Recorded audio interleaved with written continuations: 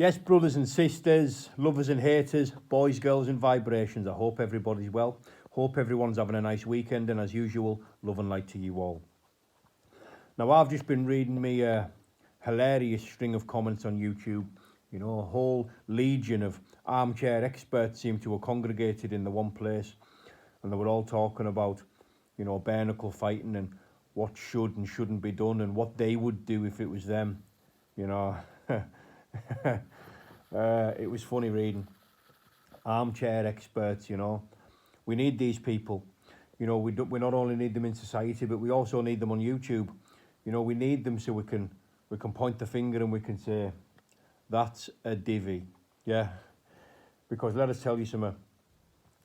99.9% of people cannot do what I do.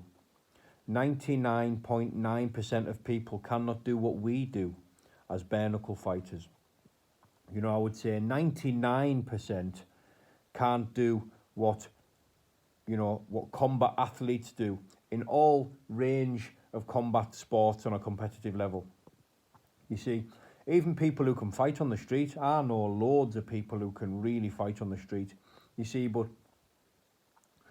they react on the fly. They something happens and they'll react there and then and fight there and then. You know, you see, them type of people, I know loads of them, really rough, dangerous lads who can fight on the street. But you see, when it comes down to fighting at an arranged fight, you know, at some big event, when you know there's going to be a big crowd there and you've got 8 weeks to train, while you know your opponent's training for 8 weeks as well, to come and try and take your head, you know. It's like all these rough lads couldn't do it. And I know they couldn't do it.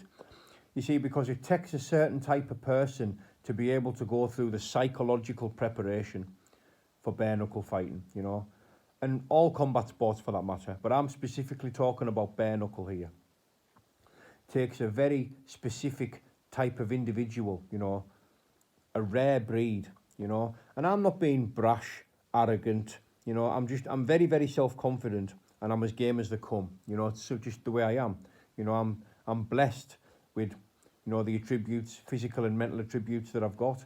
I'm also blessed and very grateful to still have some athletic ability left at 37-year-old for my chosen career.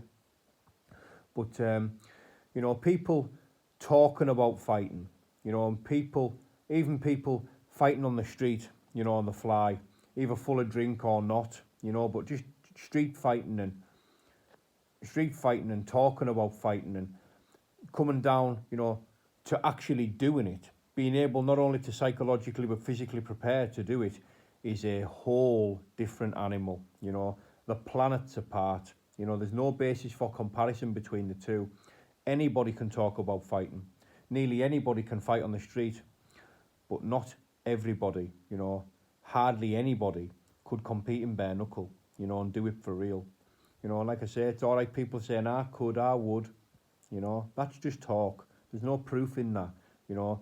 And anybody that does compete in bare knuckle, you know, gets my utmost respect, because I know what it takes. You know, I know the pressure and the doubts and the fight fear is much, much more than it's ever been in any of my gloved contests. You know, it's just the way it is. It's more dangerous, you know. And that's always been the way, you know. I mean, listen, put it this way. In other combat sports, you know, why do you think, when it comes to big events, main events, why do you think that, you know, the front couple of rows are always packed with celebrities and A-listers? Not just because they can afford it, you know, because they want to be there, because no matter how much money they have, no matter how much celebrity status they get, they know that they could never do what they're paying to see. You know, it's as simple as that.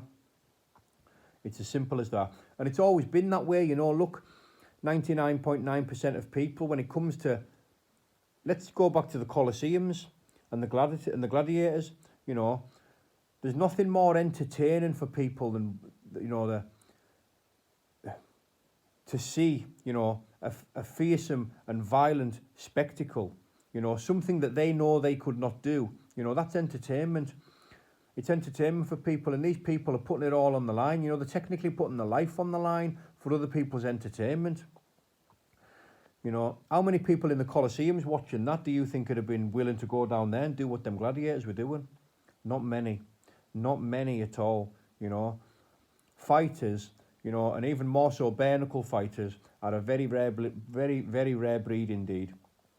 That's all I really wanted to say. Thank you for listening, everybody. I'm waiting on Mickey come and pick us up. We're going sparring, then a bit gym and swim. Have a lovely day, everybody. Big love.